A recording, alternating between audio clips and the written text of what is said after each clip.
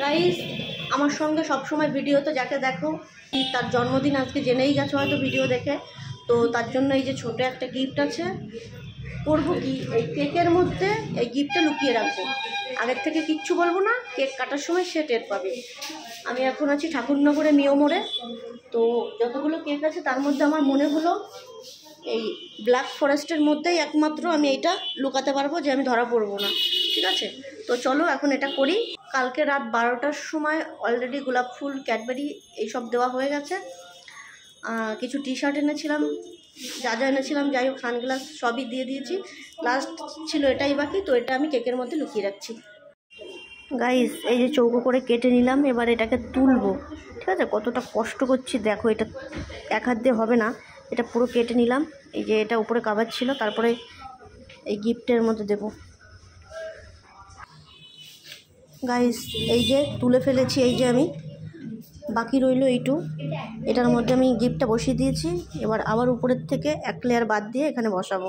ঠিক আছে, ফাইনালি দেখাচ্ছি তোমাদের। গাইস, ভেতরে কিন্তু গিফট ঢোকানো হয়ে গেছে। উপর থেকে আবার এই চকলেটের এই লেয়ারটা দিয়ে দিলাম, আর অবশিষ্ট এইটুকু ভেতর থেকে বের করে রেখেছি, এটা আমি খেয়ে নেবো এখন। এবার চলো, এই যে ফাইনালি লুক হচ্ছে আমার, এটা আসলো। ঠিক আছে, আশা করি বুঝতে পারবে না, কাটার সময় ধামাকা দেখাবো। গাইস, নামটা কিন্তু আমিই লিখবো।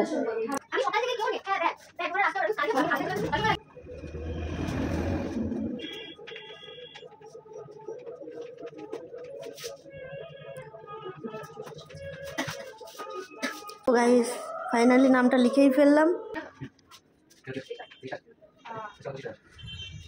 চলো, ফাইনালি ডান আমার cake.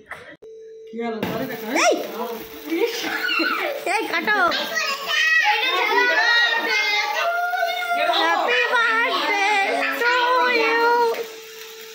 Happy birthday to you, happy birthday to you, happy birthday to you, happy birthday to you, happy birthday dear রাজদীপের মা, হ্যাপি বার্থডে মা।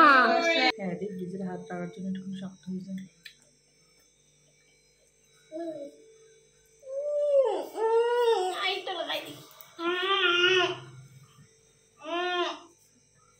সো গাইস, আমাদের বার্থডে কমপ্লিট।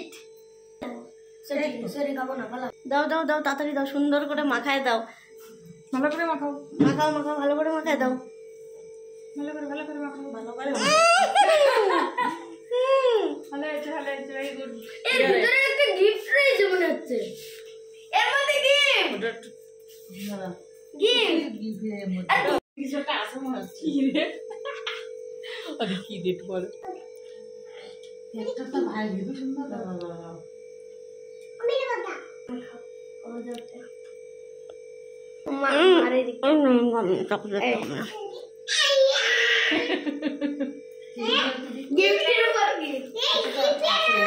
দাও দাও।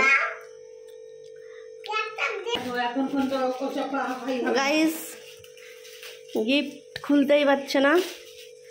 গাইস, তোমার মনে এবার আংটি, গাইস গিফট খুলতে পারছে না। আর একটু দেখাও তো,